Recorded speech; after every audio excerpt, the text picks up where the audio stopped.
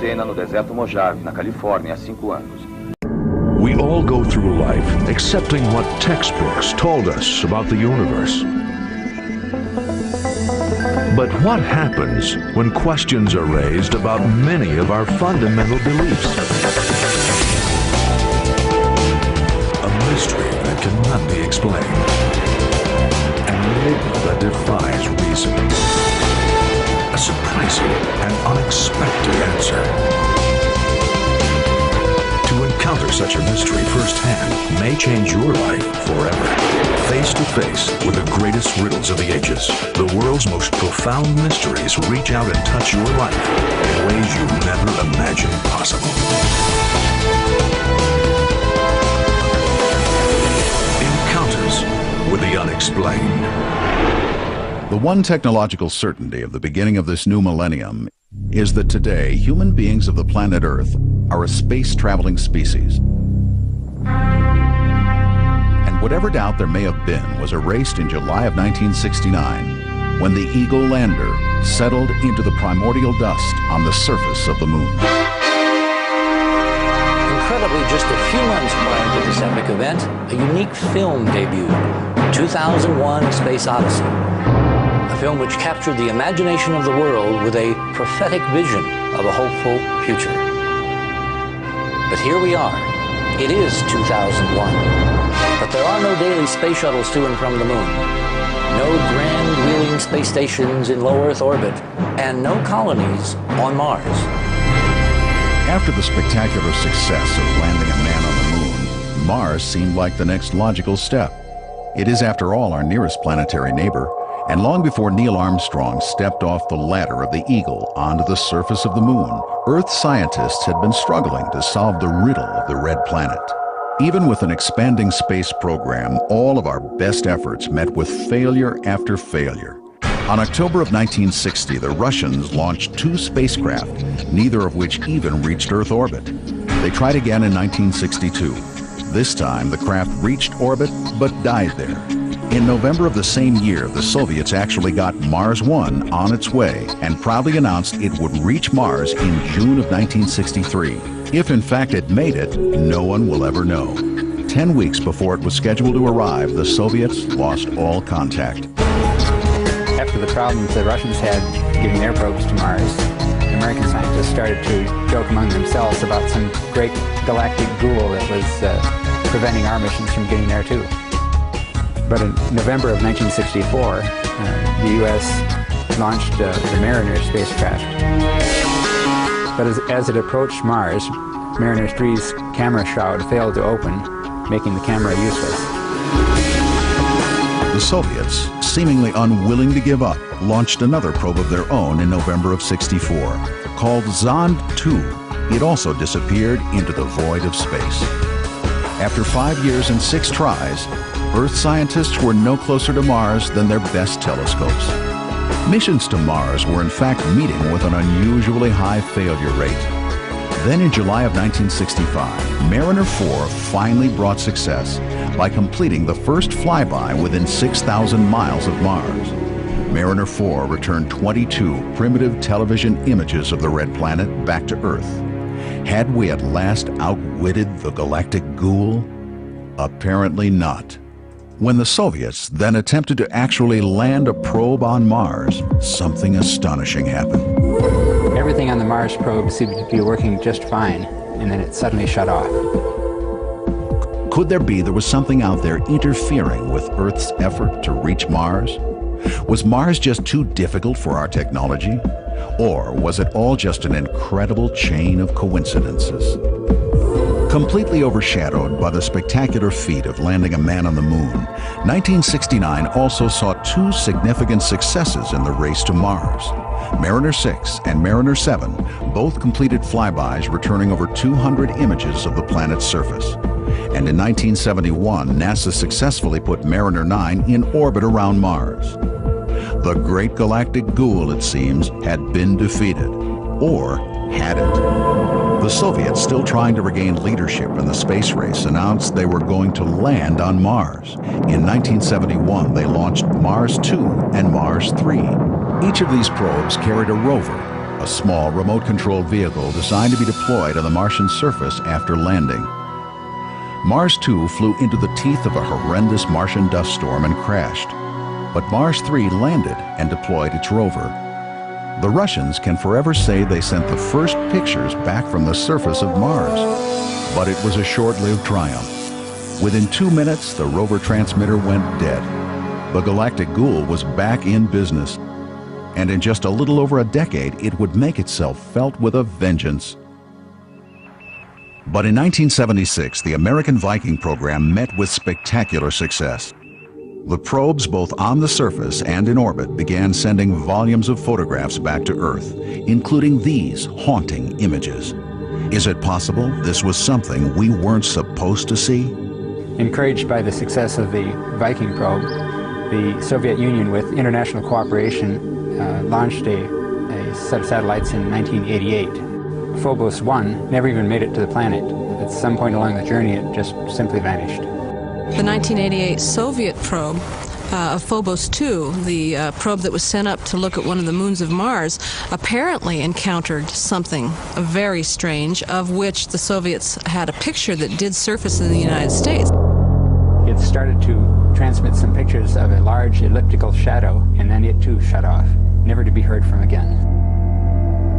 And 5 years later, the American space probe Mars Orbiter seems to have met the same fate.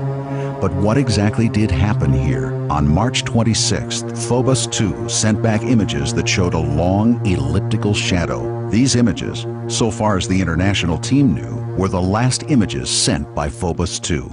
But 5 months later, British television did a special on the Phobos mission indicating there were other photographs the Russians had not released. These photographs, according to the report, showed an object which, in their words, should not have been there.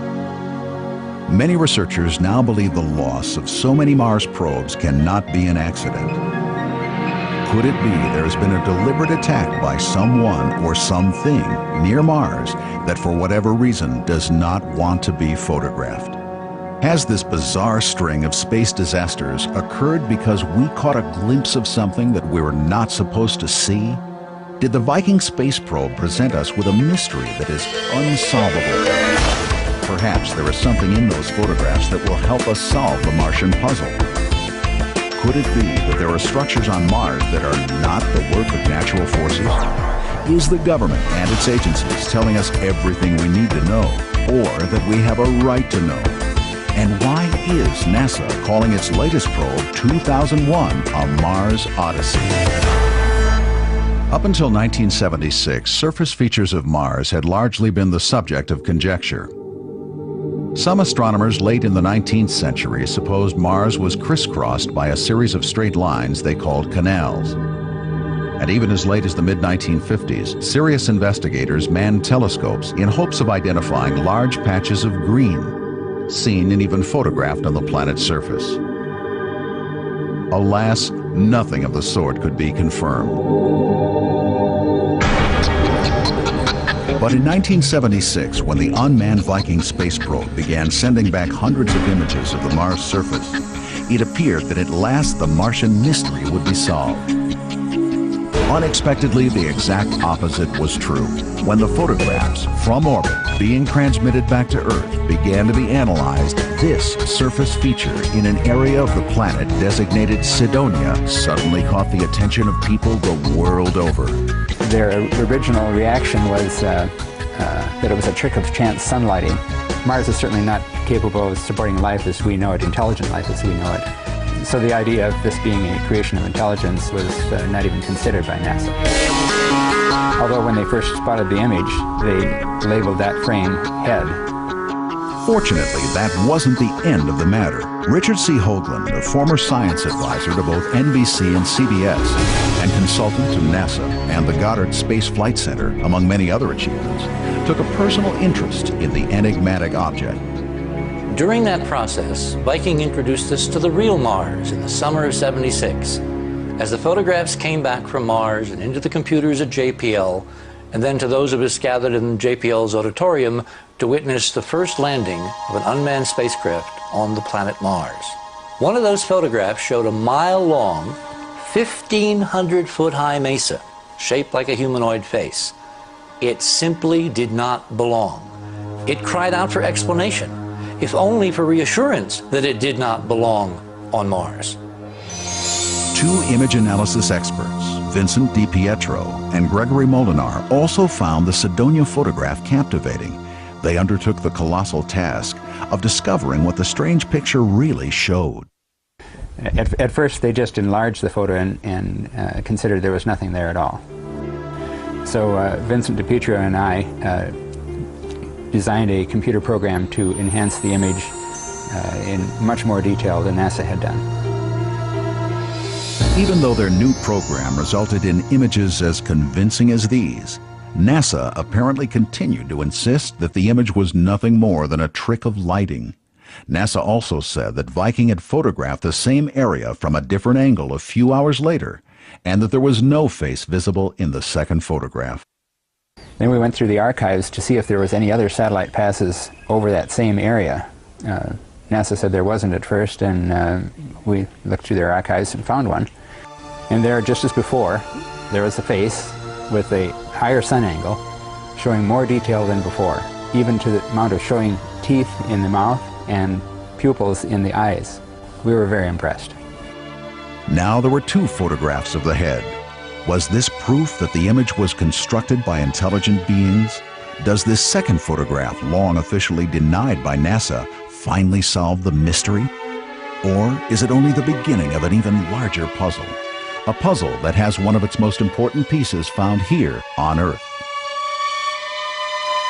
These two photographs, identified by their NASA frame numbers, 35A72, orbit 35, camera A, frame 72, and 70A13, also contain considerable detail about the surrounding area, revealing several other images that investigators found as exciting as the mysterious fate. About 10 miles away from the face is a couple of pyramids, and the strange thing about those pyramids is they're very regular shape, and in the corner of each corner there appears to be a buttress, and on close examination the buttress itself is pyramid shaped.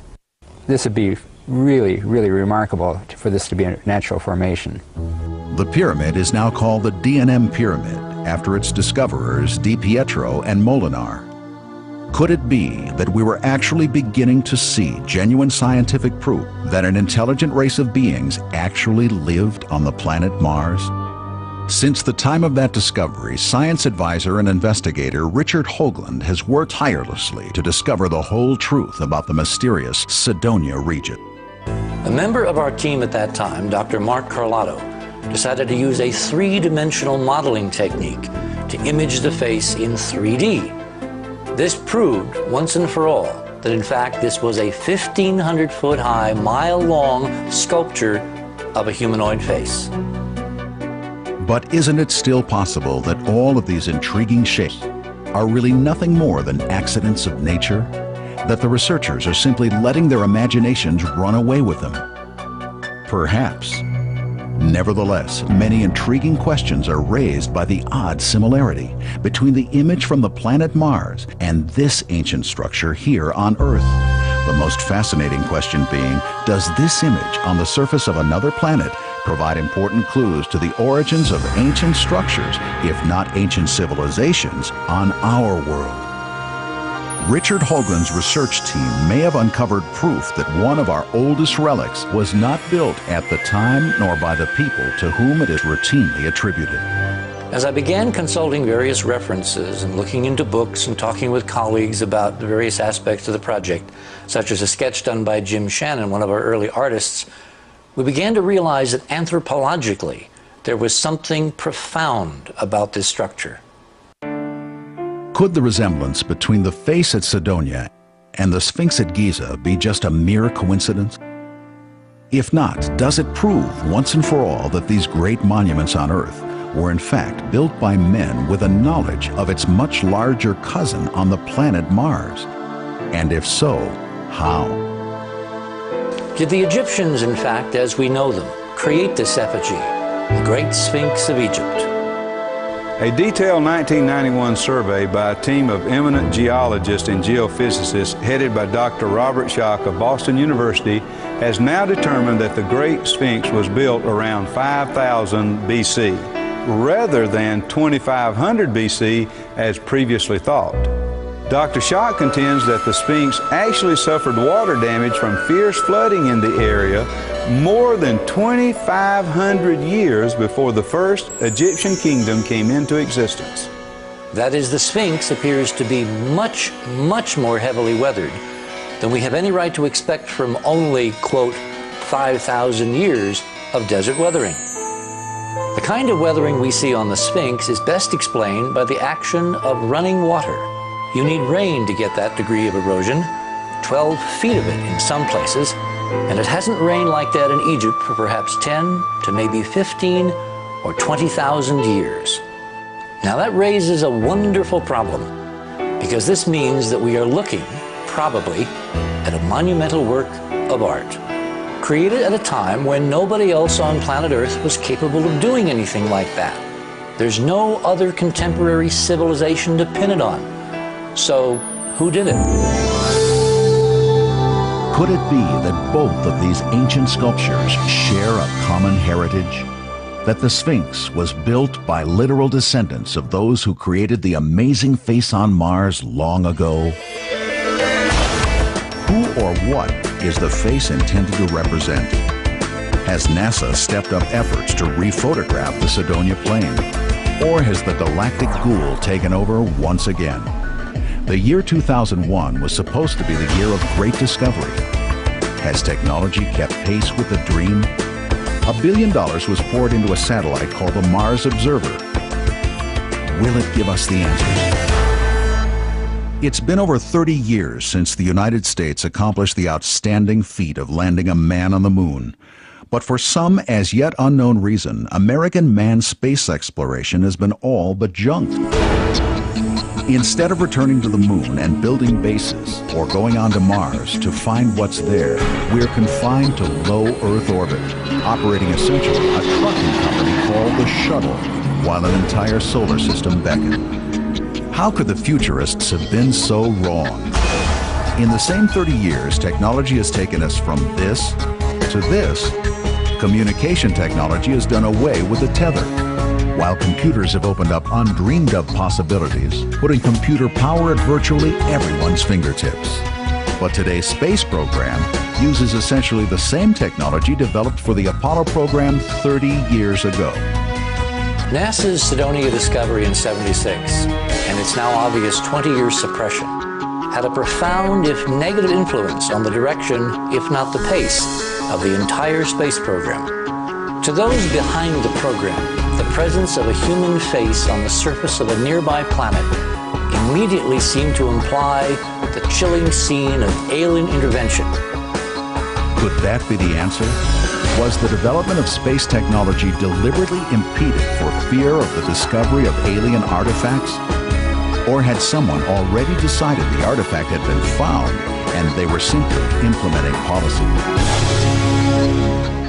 Clear back in 1959, NASA had commissioned a study by the prestigious Brookings Institute titled innocuously, Proposed Studies on the Implications of Peaceful Space Activities for Human Affairs.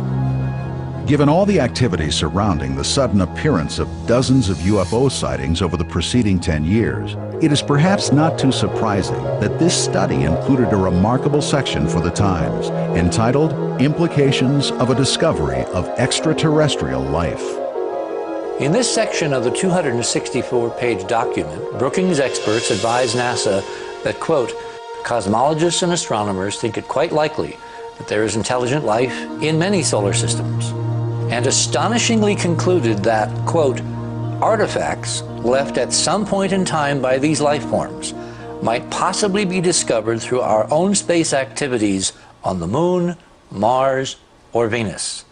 They went on to point out, long before Arthur C. Clarke put words in the mouth of his futuristic space administrator, the grave potential for social dislocation and cultural shock should this be prematurely disclosed. In fact, they recommended strongly total suppression of this information. But the questions still remain. Was this indeed an artifact or just an interesting anomaly? Hoagland and his team attacked the work with renewed vigor. Could there be some clue in the fact that the Sphinx was a combination of man and lion? Or could there be an answer in the complex geometry the Mars mission had begun to develop around the other structures nearby? Or could it be both? Maybe there's a connection. Maybe the face at Cydonia is half man, half something else. First, they copied the left half of the Cydonia head, made a mirror image of it, and pasted it onto the other side. The results were interesting but inconclusive. However, when he tried the same thing with the right half, flipped it over, and matched it up on the left side, the result was a clear image of a lion. Are these merely strange optical illusions? Or are they the key to understanding the real truth about the history of Mars? Surely it's still possible that mere coincidence could account for the seemingly mysterious connection between Earth and Mars. What was needed was some sort of scientific proof. Here in southwest England, the man-made mountain of Silbury Hill has loomed over the horizon since time immemorial. Nearby is Avebury, another megalithic monument believed to be thousands of years old, with an eroding earthen wall preserving an inner circle of partially preserved ancient standing stones. The area also contains an amazing connection to the structures at Cydonia. The connection here was determined not by simple observation or even supposition, but was founded on the plain facts of geometry. The question was, what if these ancient monuments in England corresponded in size, shape, and dimension to a set of geometric features on a plane called Cydonia? What if Avebury Circle in England was in fact intended to represent, to be an analog of the crater at Cydonia, and Silbury Hill, a few miles to the south, came to represent the Tholus at Cydonia on Mars?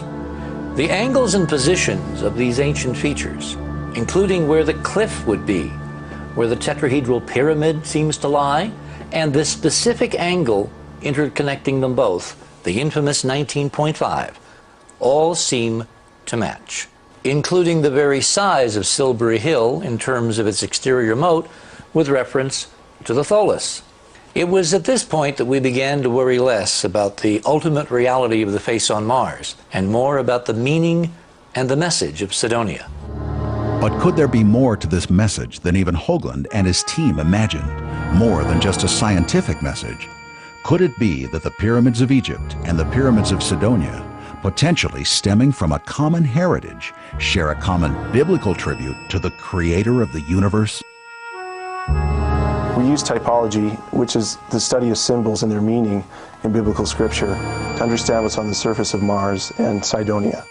We found that the entire Cydonia complex relates to the prophecies in the Old and the New Testament of the first and the second coming of Christ. The Cydonia architecture is a geometric representation of Scripture. The face represents Jesus, and the giant hill, or the Tholus, is an altar to God. The Tholus was built to the exact specifications that God gave to Moses in the book of Exodus. The Cydonia builders obviously knew that God in the future would dwell with men in human form on the earth. And who were the inhabitants of Mars?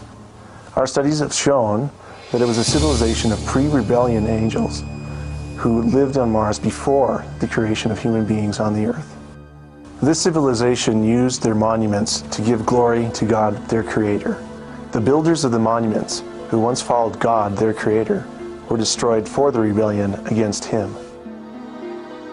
We also see in the destruction of the monuments of Mars by a great cataclysm, a precursor of what may happen on the earth in the future. Whether or not these biblical references are meaningful, of course, or whether Hoagland's geometry is valid, depends entirely on being able to prove the Martian monuments are truly artifacts. And NASA, despite the implications of a bona fide discovery, was curiously indifferent to finding proof, even though they apparently had the means for over 20 years. On September 25, 1992, the most sophisticated space probe of its kind was launched into outer space. The Mars Observer was designed to orbit, photograph, and carefully study the red planet in greater detail than ever before. Was the extensive work done by Hoagland and his Mars mission team sufficiently intriguing to convince NASA to re-photograph the face after more than 20 years? Not by a long shot. The space agency, in fact, did something completely unprecedented. Since the first television cameras were sent on space missions in the mid-1960s, NASA has always shared its video images with the world.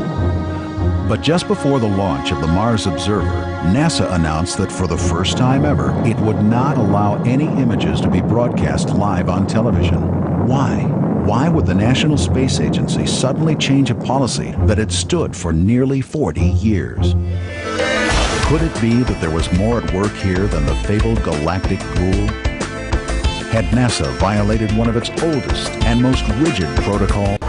By the time Mars Observer nearly reached orbit, the heated, sometimes bitter controversy over the face on Mars had been ongoing for almost 20 long years. If these discoveries truly were proof that there once was intelligent life on another world, didn't it seem reasonable to try and get a closer look at Cydonia? Mars Observer would have done exactly that. But instead, the arrival turned into a bizarre puzzle.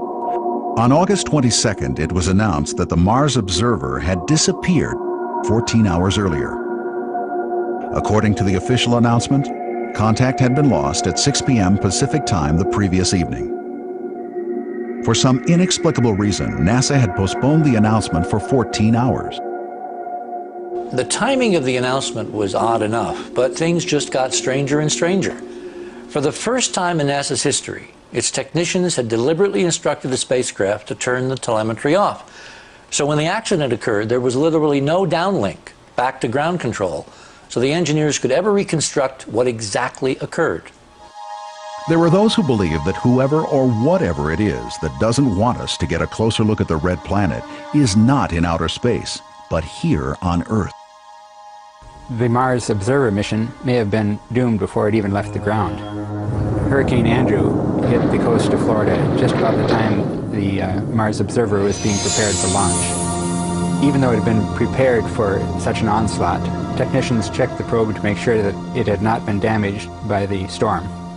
The nitrogen system was equipped with special filters to prevent such dust and debris from being taken into the system, and the cameras were in a separate compartment. In spite of this, bits of paper and dust and debris was found in both compartments. It looked as though someone had swept the floor and dumped the results into the compartments. It's unlikely that Hurricane Andrew would have been responsible for all of this. But why would anyone want to sabotage a photographic mission to Mars? What is there about our neighboring planet that someone doesn't want us to see? What is the secret they're trying to protect? Given the paranoia of the Brookings Report, Richard Hoagland suggests several possibilities. One is that we had a previous high-tech civilization here on Earth, which went to Mars, built some stuff, and then collapsed. And only now are we rediscovering our heritage.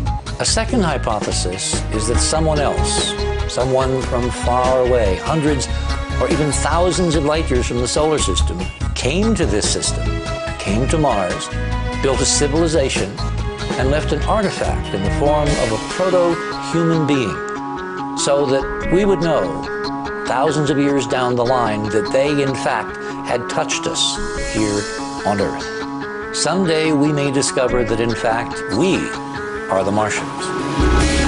Assuming for the moment that there could have been a flourishing race on Mars at some time in the distant past, why would they bother to build such huge monuments?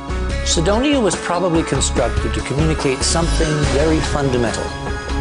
In fact, from the geometry we found, we believe it was designed to communicate a whole new physics, a grand unified field theory, as it were, given to us, communicated even by the Viking photographs, by the geometric layout of the structures. Researchers now believe that the key to understanding the entire Cydonia complex may lie in the geometry of the D&M pyramid, in the size, shape, and position of the massive structure. Hoagland's colleague at the Defense Mapping Agency, Errol Torin, successfully deduced this key object's internal geometry and found it all came down to 19.5 degrees. Why 19.5? On every major or minor planet that NASA has flown by, photographed, or mapped in the last 30 years, there appears to be a major disturbance located just about 19.5 degrees north or south.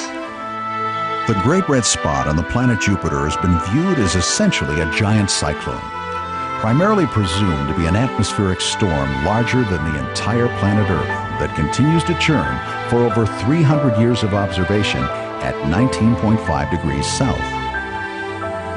According to Hoagland, on every planet in our solar system, there seems to be some kind of major geological or atmospheric disturbance at 19.5 degrees north or south, including our own gigantic volcano, Mauna Loa, raging up from the center of the Earth in the Hawaiian Islands at 19.5 degrees north. Does this suggest that the builders of the D&M Pyramid recorded in its structure a key to the inner nature of every planet in our system, including our own? Could it be there is a reason for leaving the number 19.5 encrypted in a pyramid? This is a four-sided, four-cornered figure known for thousands of years as a tetrahedron. If you put this structure inside a sphere, such as a planet, it predicts via a 100-year-old mathematical theory some remarkable physical properties. Hoagland claims that if you place a perfect tetrahedron or pyramid within a sphere, such as a planet, so that one tip is at the north or south pole, the other tips will fall at the latitude of 19.5 degrees, the same as the angles discovered in the D&M Pyramid. 19.5 is a significant number in the Bible. It symbolizes faith. In biblical numerics, 19 is associated with the most faithful people and the greatest promises in the Bible. The 0.5 of this number represents grace and hope. And that is precisely what Hoagland and his associates have continued to do. Hope. So far as anyone knows, the Mars observer was never heard from again. And there were two more notches to the credit of the galactic ghoul, as a Mars orbiter and the Mars polar lander both failed in 1999. But there was a probe that did make it into orbit, the Mars Global Surveyor. We thought our hopes would finally bear fruit in 1998 with a NASA JPL agreement to finally re-image the face using this incredibly sophisticated camera flying on the Mars Global Surveyor spacecraft. Things truly seemed to be coming together. In 1996, NASA had announced the possible discovery of ancient life in a piece of rock that had come all the way from Mars. Finally, on the 5th of April 1998, after almost a quarter of a century of waiting, we got from Mars Global Surveyor what should have been an exquisite, much higher resolution image of the face on Mars. Unfortunately, after JPL got through enhancing what came to be known in some circles as the cat box image, there was nothing left to see, which was obviously their intent all along. As you might suspect, NASA and JPL were not the only imaging experts to review the 1998 photographs. The image that JPL released to the media in 1998 is not at all a faithful representation of even the raw data, let alone what is actually there. Image processing experts who have now treated the image properly have shown that it does indeed look very much like a hominid face. When we got the original image of the face in 1976, there was always the possibility that it was just a trick of light and shadow or something that was an accident of nature. When we got the high-resolution image, to our amazement, all of the secondary facial features were there too. Eyebrow, irises, nostrils, and lips with the correct size, shape, location, and orientation to be portrayals of a humanoid face. The odds against each of those things happening by accident range from 1 in 10 to 1 in 10,000. When you put them all together, the odds against all of them being accidents of nature are 100 billion to 1. Based on the results of the test, the object is artificial beyond a reasonable doubt. The Mars Global Surveyor went into orbit in late 1997, and since has been sending back literally tens of thousands of exquisite pictures of all of Mars.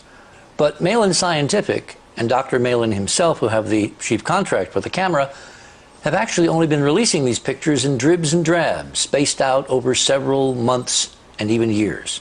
Until Arizona Senator John McCain let NASA know in no uncertain terms that there would be a day of reckoning if in fact it were proven that the agency had deliberately withheld vital information either from the Congress or from the American taxpayer. Suddenly, without warning, JPL released 9 new Cydonia images, some as much as 2 years old.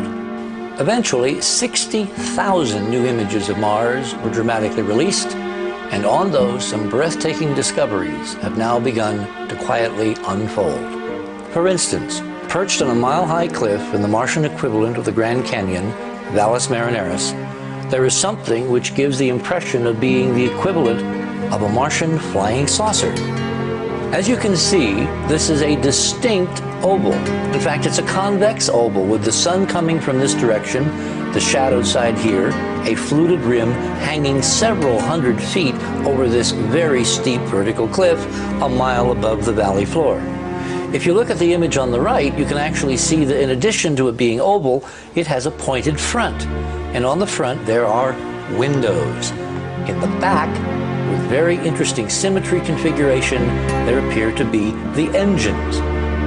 In June of 2000, we discovered potentially our most extraordinary artifact, this mile-long, several hundred-foot-wide structure with translucent exterior, a brilliant sun glint, and evenly spaced ribs that looks for all the world like an artificially constructed glass tunnel, which some have termed, like Arthur Clarke, a glass worm on the surface of a planet where it has, again, no business being.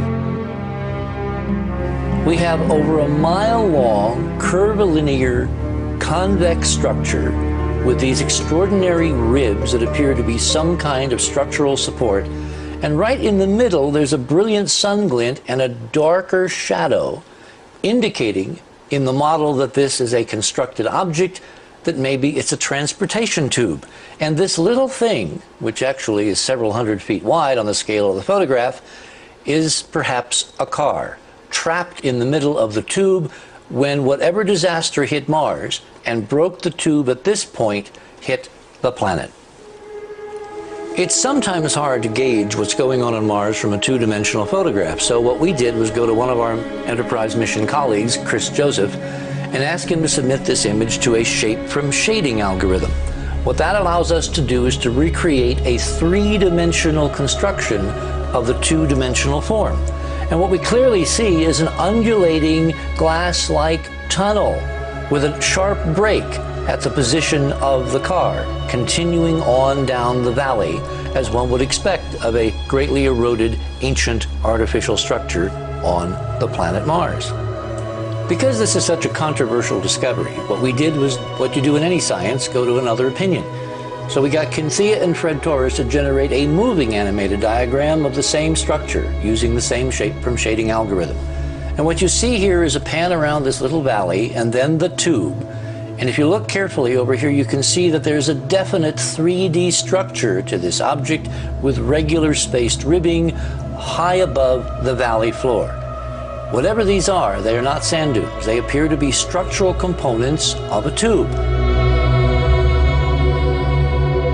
And as we continue to pan down this valley, which was created by some unknown geological process long after this tube was ever built, you can see that these ribs are on the edges of the valley, not along the floor, something again that sand dunes just don't do. So what we seem to be seeing is the most extraordinary Mars surveyor find, namely a huge work of megalithic engineering lying on an ancient Martian plain. The great mystery at this point seems to be if the Enterprise mission and its colleagues can find all this and so much more, then why can't NASA? Or is there something more? Is it possible that they have seen what we have seen and also understand what's really there, but have a reason to keep silent? Is this face just a natural formation, or was it constructed by some long-lost civilization? And what of the pyramids of Mars? Are they the ancestors of the pyramids of Egypt, or just neatly shaped piles of Martian soil? Can it be that the perfect geometric precision found in these surface features is just a series of bizarre coincidences? Are we up to the task of finding out? For 33 years, ever since the epic journeys of Apollo, we have essentially been marking time. 30 years marks the span of time between Charles Lindbergh's epic transatlantic journey and the first orbit of the Earth by Sputnik. Following that curve, by now, we should have inherited the solar system.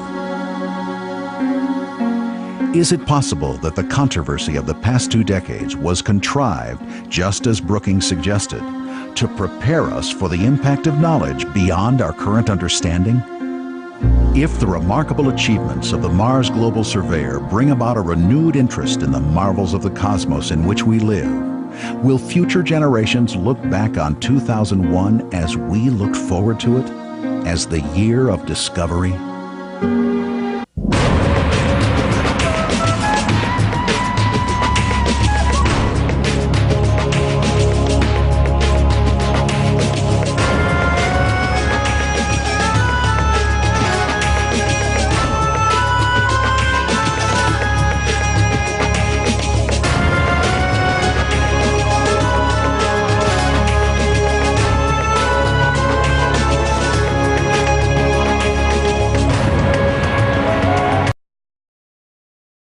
The first flyby within 6,000 miles of Mars. Mariner 4 returned 22 primitive television images of the red planet back to Earth. Had we at last outwitted the galactic ghoul? Apparently not. When the Soviets then attempted to actually land a probe on Mars, something astonishing happened. Everything on the Mars probe seemed to be working just fine, and then it suddenly shut off. Could there was something out there interfering with Earth's effort to reach Mars? Was Mars just too difficult for our technology? Or was it all just an incredible chain of coincidences? Completely overshadowed by the spectacular feat of landing a man on the moon, 1969 also saw 2 significant successes in the race to Mars. Mariner 6 and Mariner 7 both completed getting their probes to Mars. American scientists started to joke among themselves about some great galactic ghoul that was preventing our missions from getting there too. But in November of 1964, the U.S. launched the Mariner spacecraft. But as it approached Mars, Mariner 3's camera shroud failed to open, making the camera useless. The Soviets, seemingly unwilling to give up, launched another probe of their own in November of '64. Called Zond 2, it also disappeared into the void of space. After 5 years and 6 tries, Earth scientists were no closer to Mars than their best telescopes. Missions to Mars were in fact meeting with an unusually high failure rate. Then in July of 1965, Mariner 4 finally brought success by completing man on the moon. Mars seemed like the next logical step. It is, after all, our nearest planetary neighbor, and long before Neil Armstrong stepped off the ladder of the Eagle onto the surface of the moon, Earth scientists had been struggling to solve the riddle of the red planet. Even with an expanding space program, all of our best efforts met with failure after failure. On October of 1960, the Russians launched 2 spacecraft, neither of which even reached Earth orbit. They tried again in 1962. This time, the craft reached orbit, but died there. In November of the same year, the Soviets actually got Mars 1 on its way and proudly announced it would reach Mars in June of 1963. If in fact it made it, no one will ever know. 10 weeks before it was scheduled to arrive, the Soviets lost all contact. After the problems the Russians had. The one technological certainty of the beginning of this new millennium is that today human beings of the planet Earth are a space-traveling species. And whatever doubt there may have been was erased in July of 1969 when the Eagle lander settled into the primordial dust on the surface of the moon. Incredibly, just a few months prior to this epic event, a unique film debuted, 2001: Space Odyssey. A film which captured the imagination of the world with a prophetic vision of a hopeful future. But here we are. It is 2001. But there are no daily space shuttles to and from the moon. No grand wheeling space stations in low Earth orbit. And no colonies on Mars. After the spectacular success of landing Cena no deserto Mojave, na Califórnia, há 5 anos. We all go through life accepting what textbooks told us about the universe. But what happens when questions are raised about many of our fundamental beliefs? A mystery that cannot be explained. An enigma that defies reason. A surprising and unexpected answer. To encounter such a mystery firsthand may change your life forever. Face to face with the greatest riddles of the ages, the world's most profound mysteries reach out and touch your life in ways